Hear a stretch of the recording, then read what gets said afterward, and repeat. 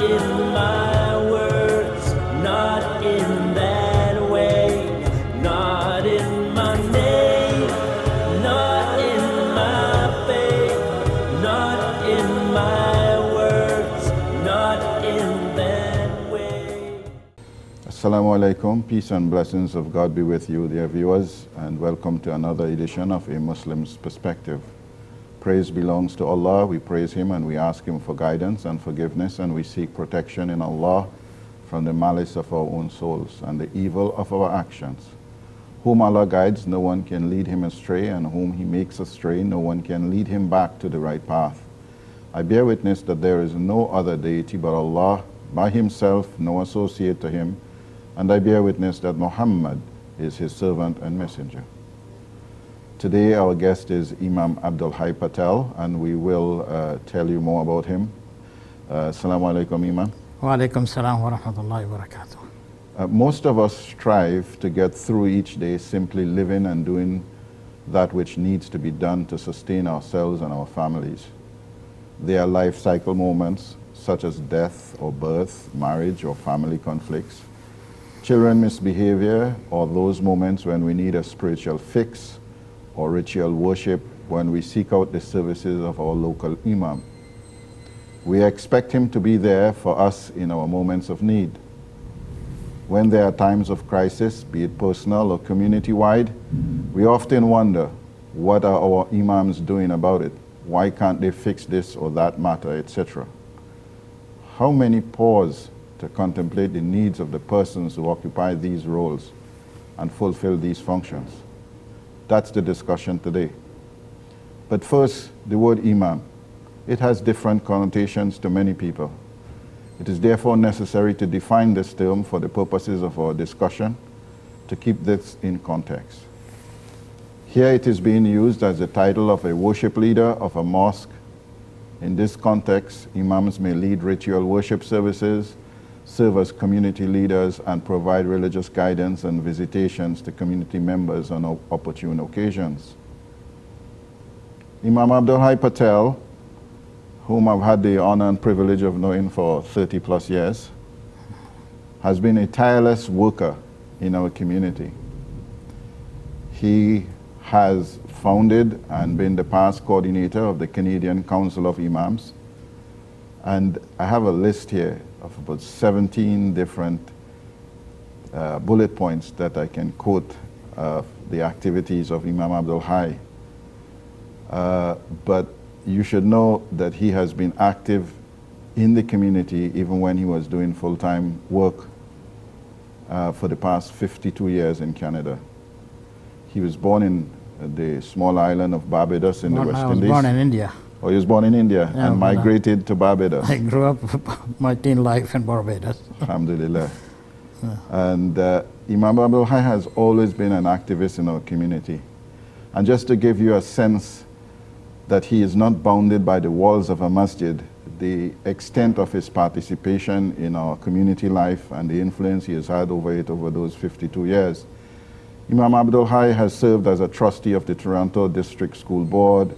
He's been a commissioner of Ontario Human Rights Commission. He's been a member of the National Board of Governors of Scouts Canada, president of the Canadian Multi-Faith Federation, which was formerly the Ontario Multi-Faith Council, a member of the Interfaith Advisory Committee of the Federal Government's Corrections Canada, a member of the Advisory Committee of Ontario Law Commission on the End-of-Life Care and Capacity for Decision-Making and Guardianship in Palliative Care, a member of the Muslim Consultative Committee of the Toronto Police Service, a Muslim chaplain at the University of Toronto, York Regional Police, at CAMH, the Center for Addiction and Mental Health, and they do tremendous work. Not that the others don't. At Whitby Mental Hospital as a chaplaincy consultant to other hospitals and correctional facilities, a member of the Canadian Association of Police Chaplains, a member of the Task Force for Reviewing Governance and Bylaws of Ontario Association of Certified Engineering Technicians and Technologists, as a member of the Interfaith Committee and chaplain for 2015 Pan Am and Para Pan Games in Toronto, a founder and patron and Chief of Muslim Children Aid and Support Services, a chair of Felmingdon Community Food Bank, as founder and trustee of Ansar Foundation for addressing poverty and homelessness in Toronto, as a member of the GTA Toronto Civic Making a Action speech on the whole Alliance, program, so I think study that's and enough transport said. needs of the GTA, That's enough said and about so on it. and so forth. He has also been the recipient of Governor General and Ontario Government's Awards for Community Service and Queen's Diamond Jubilee Medal, holds a doctorate degree from Canadian Institute of Islamic Studies. May Allah accept all of it and grant you a good ending to such a life of service and the highest place when the moment comes for us to be in that station. Ameen. Inshallah. Ameen. Imam, how does one become an Imam? Well, first of all, assalamu alaikum to all my viewers and listeners. I'm thankful to you, to the Muslim Perspective program, for giving me this opportunity to share some information on the role of Imam and Council of Imams, Canadian Council of Imams in Canada. And so Imam has, as you mentioned already, some of the definitions. In different countries, it has a different role in some respect. But in Canada, USA, or in Western world, the role is more than just leading the prayer, ritual prayer.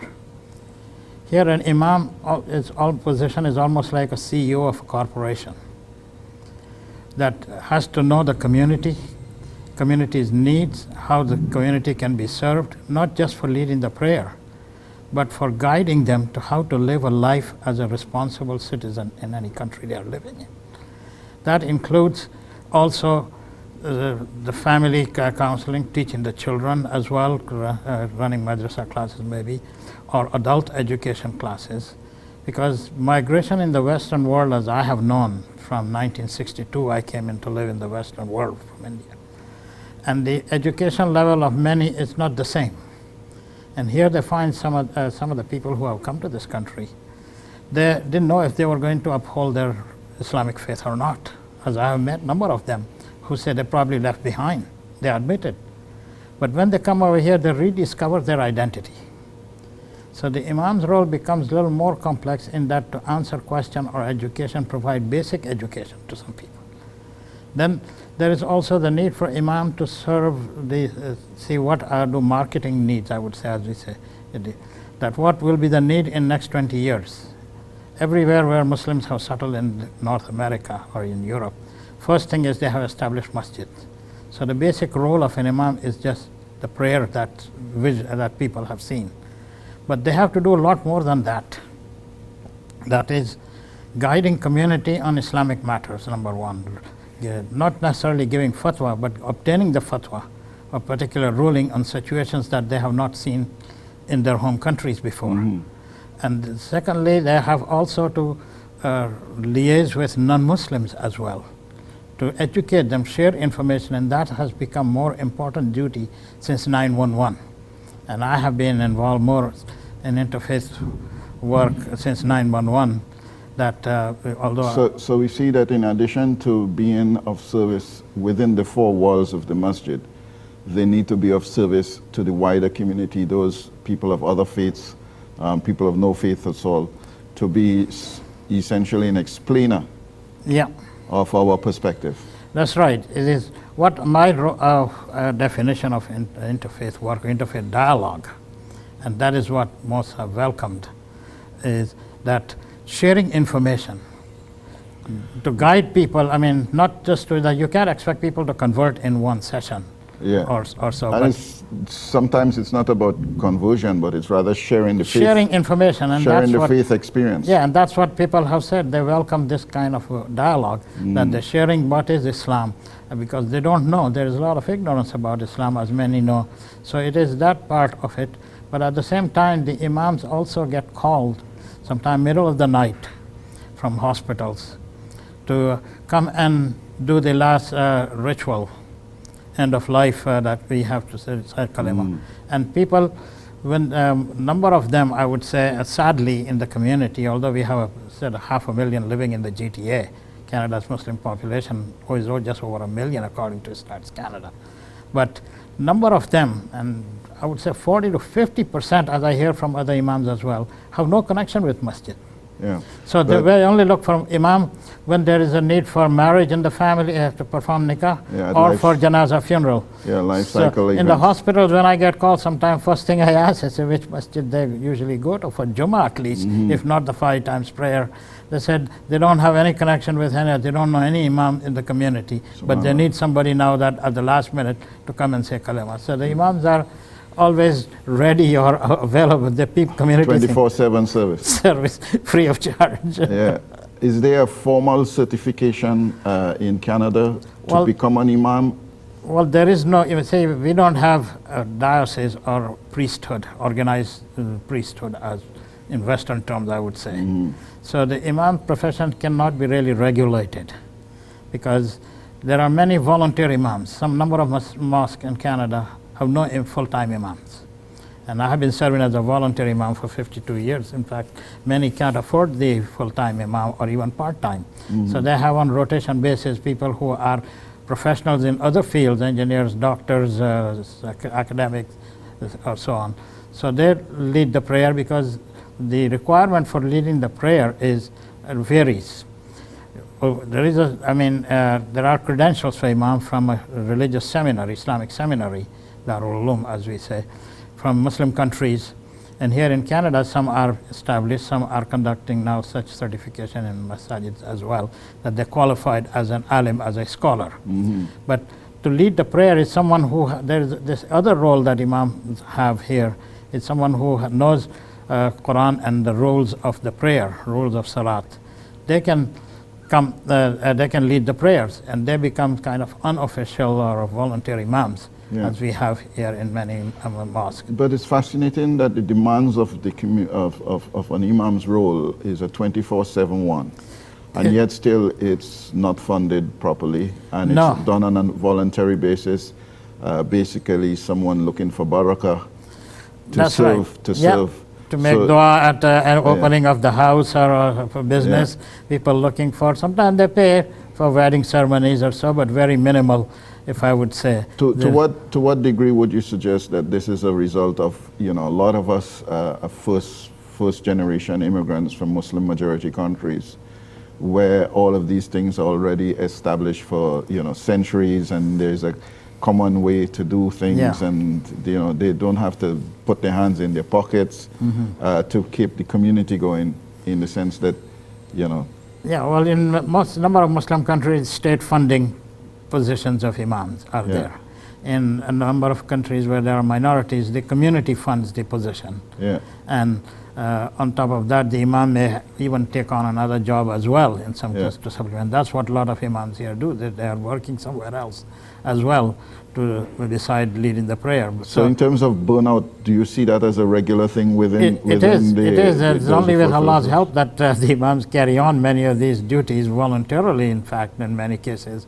But community does not recognize the need for funding a full-time imam position, not just to lead the prayers, but beyond the 4 walls of the mosque, as you said, that they have to provide service outside the mosque as well.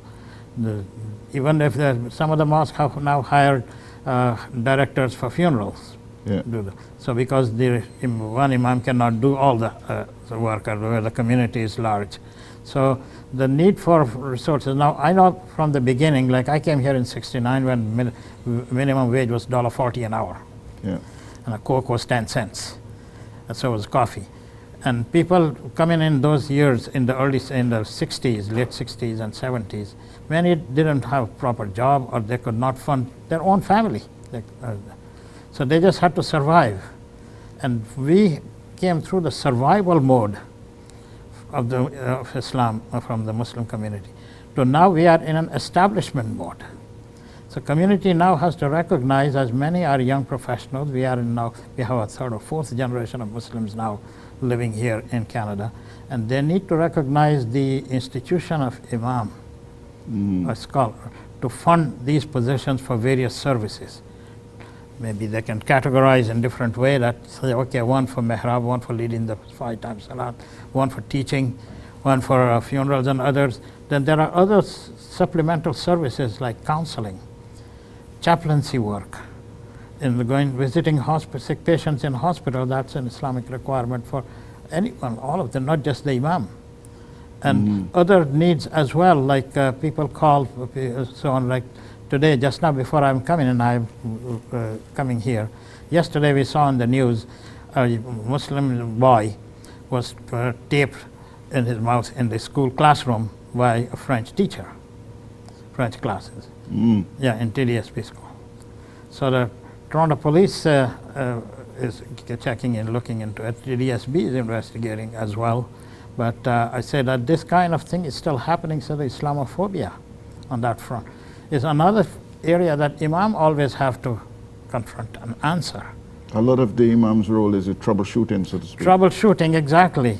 And I'm a troubleshooter in my profession, in engineering, I would say. Yes. That we had to. So this is where now the Muslim Consultative Committee of Toronto Police has been called, also the Muslim constable going to visit. And just before I came, wrote a letter of support, personally, that if they need grief and trauma counseling, the help is available from Muslim Children Aid and Support Service as well. Right, but in terms of you've outlined several specialty areas. Yeah. Like counseling in itself is a whole portfolio by itself. Exactly, and they need training. It doesn't come now. Chaplaincy work, visiting hospitals and praying for the patients. That too is a different specialty. And visiting prisons also, which I'm involved as well. And that is also making dua and guiding, counseling them. But they all have different areas of providing service. And then the marriage counseling is also another area, because marriage, living as a husband and wife in Western world is different from the societies that they have come from in other countries. So they need these kind of professional training. Sometimes psychotherapy chaplaincy have to take as well. So the Imams need to be trained also, and that training is not cheap. How can Imam fund from the salary, meager salary that they are receiving? If they get one. If they get one.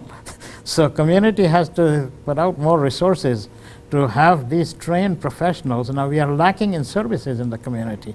That how many service organizations are there to provide that kind of service? Yeah, and part of the issue is that those services that they can access directly from the community, they aren't culturally or religiously aware of needs of the particularities for Muslims, whether it be men or women or children. Yeah. So there is the danger of that, or the risk of that, you know. And we also have now an aging population. Like I have lived here 52 years, and there are many colleagues that I have known who have come here before, and some number of them have left this world to meet Allah subhanahu wa ta'ala. And there is a need for senior care in the community, culturally sensitive care. Because right now we don't have that facility. And we are left in the senior homes, where we have had a lot of problems during this pandemic that have come to light. But they are not the service of even providing the end of life care that Muslims need. It's something that people have not thought about 30 years ago. They never thought they will be aging in this community, in this country, and dying over here. I know immigrants that came in the early 70s, majority of them had no intention to stay here.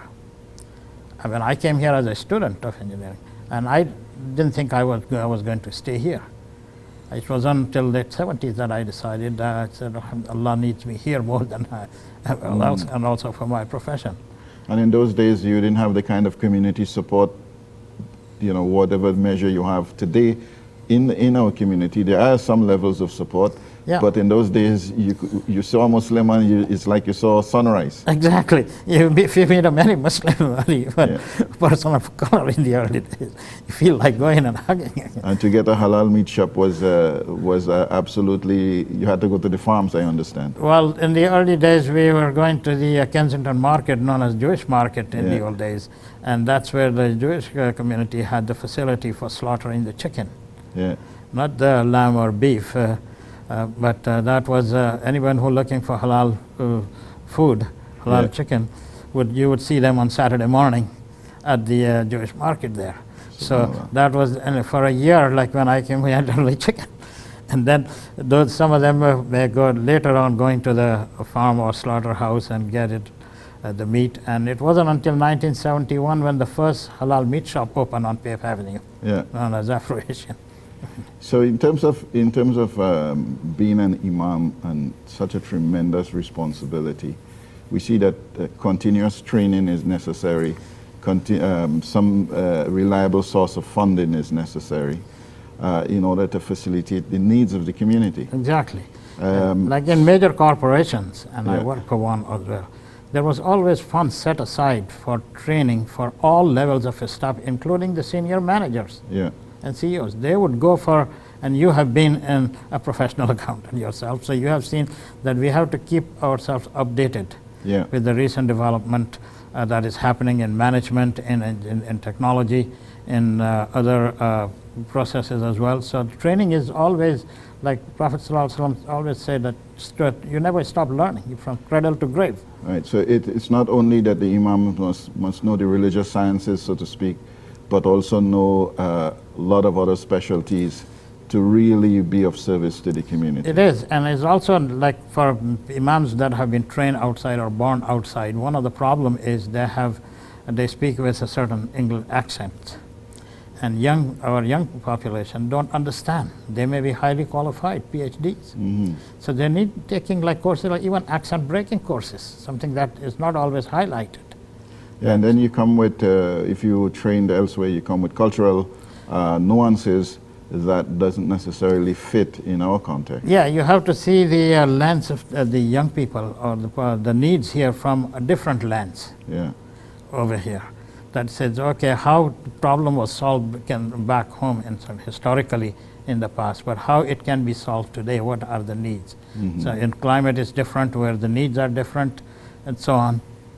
And there are a number of examples which I can't go on, otherwise the program will be too long, and I know you have other questions. Yeah, in terms of a code of conduct, is the code of conduct of an imam only that which is, not only that which is, but basically the ethics of the faith itself, rather than like a professional code of conduct? Well, professional or otherwise, if we are, as a Muslim, we know that Allah is watching over each and every one of us.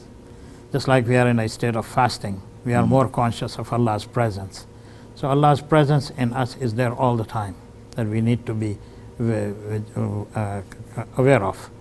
And whether the person is imam or any individual, our character is driven by that omnipresence of Allah subhanahu wa ta'ala. So that is a self-regulated behavior. The profession of imam is also self-regulated. No matter what rules that may be there, that certain leading the prayer is governed by the rules of the hadith, Quran or hadith, the Sharia, how it is. And there are other rules that may apply depending on what situation it is. So that is governed by Quran, Sunnah, or Ijtihad or Ijma. The other part, other regulation outside as an individual, people are always watching imams. This is what they do. And they're always picking up on things and try to sort of defame or shame the person for mistakes they make. And this is where imams have to be very careful, like they are walking on the edge of the sword, backing on fire sometimes. That they cannot, people's concept or perception is that they cannot do anything wrong. No, there is no infallibility of imams. We are all humans. We are all humans. So they can make mistakes, they can do things, but the mistake can be corrected. But some of the gross mistakes, gross misconduct, which are in clear violation of Quran and Sunnah, the community need to be careful about that and judge the imam accordingly. But we can't have a regulating body like engineers or technologists or other professions. Yeah, because it's left to the individual's own sense of accountability before God Almighty. Yeah, and then some of the regulations or behavior or rules of prayer or role of imam vary from Madhab to madhab, and sect to sect, like Sunni, Shia, and others as well. Indeed, it is. It seems to be quite a complex role to fill. It is, and that is very much misunderstood role of imam. See, after 9/11, people start looking at Muslim community. Before they were aware that yes, Muslim population in Canada is there, but they were not really watching what Muslims do or so. And they start looking at the different mosques, because by 2001 we have had number of mosques spring up, some beautiful structure and some sort of just buildings, warehouse or any other. But people looking, and when they see large gathering at Jummah time, at Friday prayer, some places like 1,000 or more, the perception that many have, as I have discovered, and I always correct that when I'm in interfaith meetings, that they believe every Muslim is a masjid going person. And therefore, when they talk about misguided Muslims committing acts of terrorism, it says the Imams are not doing enough. Well, they don't even come to the masjid, so how they can even listen to that? And what can Imam do when people are free in the country to do what they want? We So have to take a break, and we'll be back. Imam can only guide them. We'll have to take a break and be back with our discussion, inshallah. Inshallah. Thank you. Until, peace out. Not in my faith, not in my words, not in that way. Welcome back, viewers, and we are discussing with Imam Abdul Patel, a 52-year serving Imam in our GTA area and across Canada, if I dare say. Really involved within and outside of our community, and we'll have to organize a program specially to pay tribute to Imam at some point in time in the near future. His service is tremendous individual indeed. Imam, before we took that break, we were speaking about profiling in a sense, and religiosity equivalent to somebody of being of extreme. You care to see how that is addressed, or see how that is addressed? Yes, as I mentioned, thank you for the viewers. Again, I'm back, going back to my earlier comment about perception of Muslim, non-Muslim, by non-Muslim of Muslim community after 9/11, immediately after 9/11, was that when they see a large gathering of people in masjid at Jummah time, they think that every Muslim is a practicing Muslim. But they don't know that there is a large percentage of Muslims that do not have no connection. And then Imam can only guide. But people becoming, after coming, as I mentioned in the very beginning, people kind of rediscovering their identity after immigrating to Canada or US or in the Western world, that they think now more, especially if they have children, about preserving their faith. And that is what drives them to look for a masjid or start attending masjid in some. Yes. Some start practicing more, growing beard, or start wearing their traditional Islamic clothes from that may be culturally appropriate for them in their home country. And when non-Muslims see those Muslims, and that has happened in school as well, students after reading or rediscovering their identity, they start growing beard and start want to pray as well. So the teachers have suspected Muslim students in school that, hey, they are becoming extremists. Workplaces, people think that, oh, this person is now becoming more religious. If you practice Islam, I mean, that is the perception that is being lent, that say you are becoming an extremist and are unnecessarily profiled. So that is a big subject to talk about too. Indeed it is. Yeah. But today our subject is really the role of Imams and how they are organized. Yeah. You're the founder of the Council of Imams of Canada. When was that established? After 9/11, or what was the motivation behind it? It was 1990. Way before. Way before. And before that, we had very few, just in Toronto, let me take that example as well, because there was none in Mississauga. The first masjid was the Jame Mosque. And the current building that they are open just the month I came in here in Canada. But I was introduced initially with Islamic Foundation, and that was at the Rhodes Avenue. They carried on for a number of years. And then we had, when the council was established, we had about 4 masjid, but there was also Jummah prayer at University of Toronto from 1965. And I'm still leading prayer there since I came once a month now. Before was regular. So the community was growing, and the role of Imam for different things, such as nikah, janaza, all this was growing as well. At the same time, government now looking at accommodating our Muslim needs also as people have approached. They find some of the issues coming in surface regarding human rights for prayers and so on.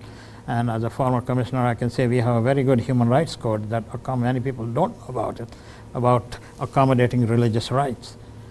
But one thing we must keep in mind that safety trumps religious rights, because in this pandemic people have raised various issues about human rights. So where there is a threat to people's lives, that's another thing. But they can get more information from the website ohrc.on.ca. But the needs for liaising with the government and also addressing the needs of the community, because most of the imams were freelance imams. Yeah, you had to form a bridge between the community in its diversity and perhaps chaotic organizing state to be a cohesive voice to the policymakers. Yeah, like the first, one of the first example was in 1988-89, we had the Watson Commission for Ontario government, where there was he was tasked with, that commission was tasked with the need for comparative religion education in schools. And earlier in the 70s, there were some books published also by a school board, or the school board was using those books that were kind of misinformation about Islam, far from even derogatory some of the remarks. So there was also a demonstration and a protest by Muslim community to remove those books. So the needs for such things, liaising with police, liaising with all levels of government, was coming forth. So myself and late Imam Said Zafar, we say, well, there should be a council, because the government of Canada also approached one of our Imams, says, who do we talk to when we want to address Take me to your leader. Yeah. And that question is still reaching, because now we are still not very on a united platform to deal things at the government level. So this is something that, but council successfully dealt with number of issues at the government level. We had very few imams at that time, about 10 or 12 at that time. They were freelance leading Jummah prayer. Jamia Mosque was the only one that had the full-time paid imam. And then there were other Masjid al-Nur as well, so that had the full-time imam. We came together and for a year just met informally, because we were not on one platform to deal with issues within ourselves. There was disunity within the community. So it's more or less external factors which compelled the formation of the Canadian Council of Imams. Yes. And alhamdulillah, we have a long list of achievements in the government level that are too many. I would say we can look at some of our websites. Yeah, and it's unfortunate, but our community, like a lot of recent immigrants would not know the kind of sacrifices it took to get some of the favorable conditions to just maintain your identity, much less your spiritual home in a masjid or elsewhere, to accommodate your spiritual needs. Spiritual needs, especially in jails as well, in hospitals. A number of them established in workplaces. Employers look to us as well. And the Canadian Council of Imams has been instrumental in the formation of some of these policies. Yes. A number of them, like for example, one area was Scouts Canada. They had an oath that Scouts must take. And it was a Christian-based, faith-based. So we had to neutralize that to make it more multi-faith, that any faith community can take it, including Muslims, without violating our own faith in taking the oath. Then there was also at the time when there was a case that was about to be launched to stop the ritual slaughter, halal and kosher slaughter. And that has not gone away, it's still here today. No, it's still here. In Europe it is still raging quite a bit. And Council of Imams and the formerly Canadian Jewish Congress, which we had a good formal relationship, we jointly made a submission to the government that this is our religious requirement, that we can't avoid it. And the circumcision was another one. And even in the same-sex marriage, that law was passed, that act was passed. It says, okay, what is the protection for imams or staff member of a masjid or synagogue or church who refuse to perform such a man? Because it is a violation of human rights. and it's an offense in this country. Even printing brochure, that some printers have refused for such marriage. So the protection was kind of vague. I appeared before the House of Commons Committee and the Senate Committee, and surprisingly, they asked us, Council, to submit the amendment, which we did with about 7 other faith communities that were on board with us, and other faith communities. And we submitted the amendments. Most of them were in the Act that protected people. Say, okay, the Act is passed. We have no problem anyone choosing to do a same-sex marriage, because this is a free country, multi-faith community. There are live and let live, so to speak. Pardon? Live and let live, so to speak. Yeah. But as a person of faith who refuses to perform or participate, we need to live too, and exactly, they have their rights as well. Yeah. So that amendment was went through as well in the both House of Commons and Senate. so there has been significant public policy decisions influenced to a large degree by the Canadian Council of Imams. Yes, and there are more. I mean, I can have a whole long list of things Yeah. that we have. I just mentioned few that we have. Yeah, it's unfortunate that a lot of these things are invisible to the general community, and they don't know how and why it happened, and just treat it as Yeah, because the role of Imam or the position of Imam in the community, unfortunately, is not given the same respect or reverence as is done in other faith communities. yes. So that is something that people think Imam is a slave of the community. No. Imam provides the service for this world and in to build our akhirah as well. Yeah. In terms of the general community, we come from different countries, speak different languages, understand the faith through one or the other of the madhabs or no madhab at all. How representative is the Canadian Council of Imams? Well, we have people from different backgrounds, different countries or nationalities, I would say, or ethnicity, however you put it. We have over 60 or so Imams across Canada. And some choose to become a member, some are still, there are more Imams than this as well, because there are probably over 300 mosques across Canada. We are and musallas, if you add musallas. If you add musallas, it's even more. Like in the GTA alone, there are over 300 musallas that carry on the 5 times prayer and Jummah prayer as well, plus with children classes also. So those who choose to become member, at least they have come on the one platform to discuss community issues and find a resolution. That how can community be guided?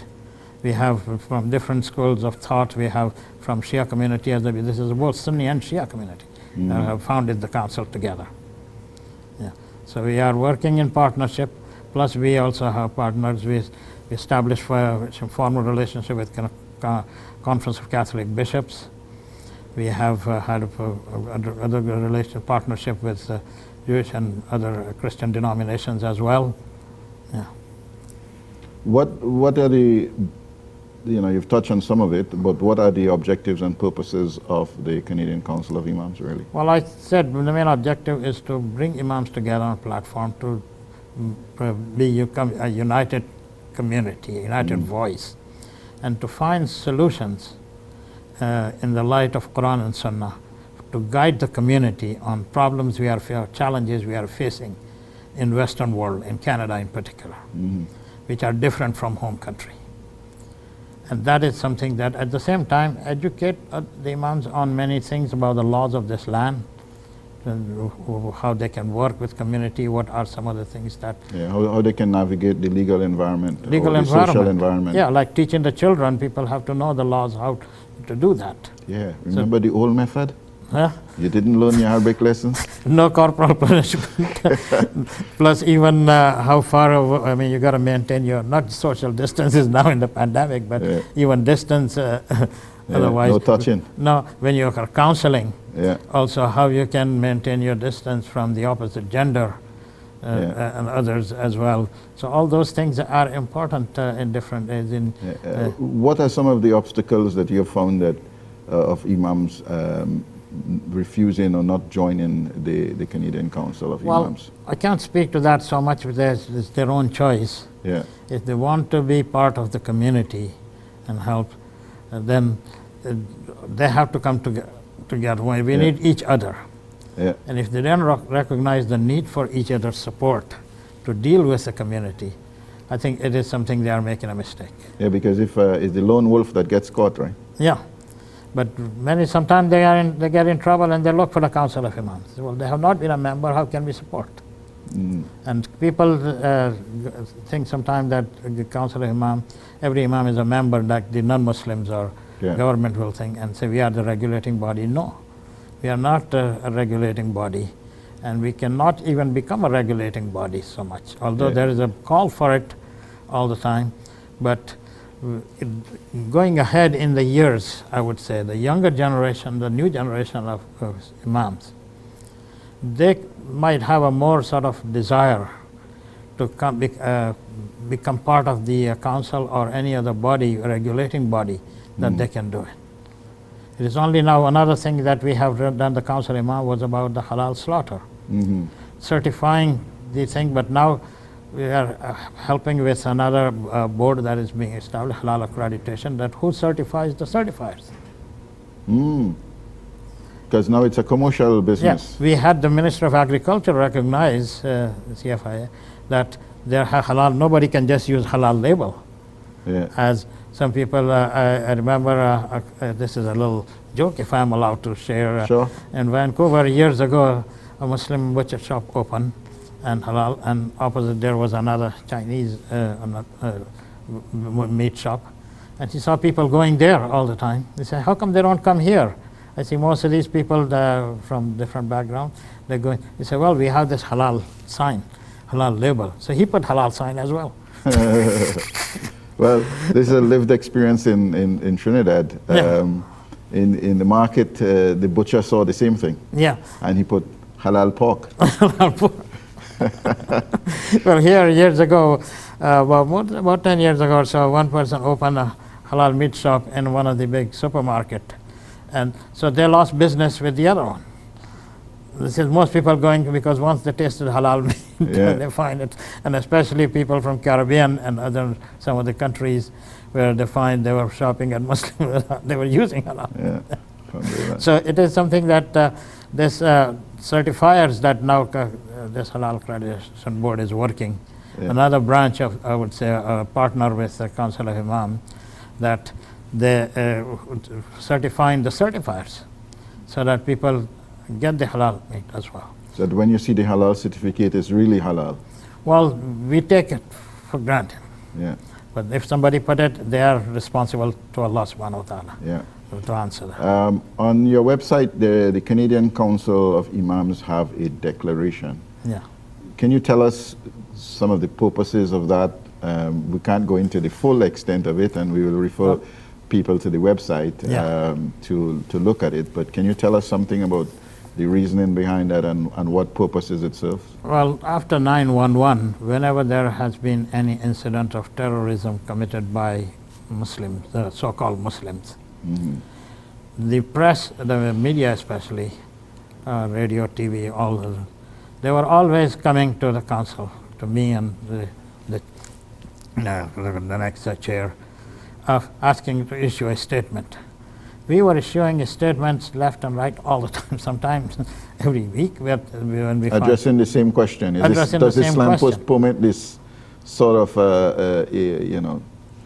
random violence? And and then the media kind of exploited those positions that say Imams have not condemned, or the community does not condemn. Every Muslim condemns any acts of violence that has hurt the community in any way, Muslims or non-Muslim. Such acts are forbidden. The Quran says in Surah Al-Ma'idah very clearly that if you kill one person, not even Muslim, as if you have killed the whole humanity. And if you save one person, you have saved the whole humanity. So this is people, that verse have to be recited all the time. And then to build bridges, we have to recite Surah Al-Hujurat verse of knowing the community, that all the time. So say, well, we are getting this request all the time for a number of years, and we keep issuing statement. How long? They never accept one statement and say condemn for life. That Muslims, Islam doesn't accept such. Islam is condemned for life. Yeah, it is. So we got together and drafted these number of points that what we as Muslims believe in, What we stand for. what we stand for. And that declaration has been sort of widely publicized even by CNN and others. They have come here as well. And also at the government level, people have that copy, and I forgot to bring that to show it here, the printed copy as well that we have. So people, I would urge each and everyone to go to the website, CanadianCouncilOfImam.com, and see the declaration. That Yeah, I found it to be very comforting when I read it the first time. yes, That it touched all the points of misunderstanding, if you might put it politely, Yeah. about our faith and what our faith promulgates. and it is not just from council to have that. Any organization can put that in, or any individual can show there, whether it's employer or neighbor or anybody. And I notice you have signatory state as well, so people can basically apply or send in their names to add Yeah, to their add signatories or their organizations. number of imams have signed that declaration. Yeah. MashaAllah, that's very fascinating. We just have about 3 minutes left, Imam. Oh, Time I goes know you by still have a quickly. lot to cover. Yes. Maybe another program. in terms of interfaith, Yeah. I think this is a necessary part. Can you just describe? You have mentioned as well some of what you do already as interfaith, but as the council, how does it approach interfaith and the necessity for it? Well, people, we have had a lot of support from the churches immediately after 9/11. Other faith communities as well, whether Jewish, Hindu, Sikhs, all of them, they call on us, they say, tell us about your community. And you're not just speaking about Islam, you're also speaking about the Canadian Muslim community, who they are, how they are living. And the calls has been ongoing to this day. And I think there is more need for it because of the rise in Islamophobia, especially in the last 5 years or more. That some of them now becoming violent attacks on Muslims, like the London tragedy, the Quebec masjid shooting. And even the IMO. Yeah, and even today, Tariq Masjid was vandalized. Today? Yeah, Subhanallah. yeah. What I read today, I don't know if it happened last night. Yeah. So their mosques are under threat. So are the synagogues and other churches also being vandalized as well. Because after the discovery Faith is under attack then. it is, because after the discovery of the graves of many Aboriginal children in the residential schools, the number of Catholic churches have been attacked. So what is it that drives Canadians to commit such acts? Is it the hatred towards religion, or is it the act of individuals that is at stake? But sometimes there is nothing committed. It can be institutional, it can be individual, but it's a sense of grievance or injustice done to me. It is. I think this requires parents and everyone, the religious leaders in all community leaders, to educate our youth and everyone about building bridges, respect, not hatred. That says community, we live and we coexist together. This world is big enough for everyone. There is space for each and every one. And the essence of the message of Muhammad sallallahu alaihi wasallam and Allah in the Quran and Muhammad by his example sallallahu alaihi wasallam, it was one of peace, to bring peace. Exactly. The word Islam means peace. Yes, And we greet each other with peace be with you. yes. And similar greetings in other faiths as well. But we really want to maintain that peace and order, so that the work of our law enforcement is reduced and lessened quite a bit. Yeah. That So is something. if there's one message you would like to wrap up with to our community, please give us the benefit of your 52 years and your seniority. Well, be, I would say, a responsible citizen, be a responsible Muslim. We are all answerable to Allah of how we live, how we treat each other, how we treat our families, how we treat our neighbors. And the Prophet ﷺ said that that person is not among us whose neighbors go hungry or they are not safe from the person. So we must maintain our reputation as true responsible Muslims, as true responsible Canadians, that we are here to serve the community and the country. And we can continue to uphold the principles of Islam and the principles of what Canada stands for. Thank you very much, Imam Abdul for being with us. It's always a delight, and we have spent many hours over the past 30 years, having these kinds of conversations with Imam Abdul It's truly a high honor and a privilege that he would be here with us today. And as he said, we are humankind, so be kind to humans. Assalamu alaikum. Peace out. Not in my name.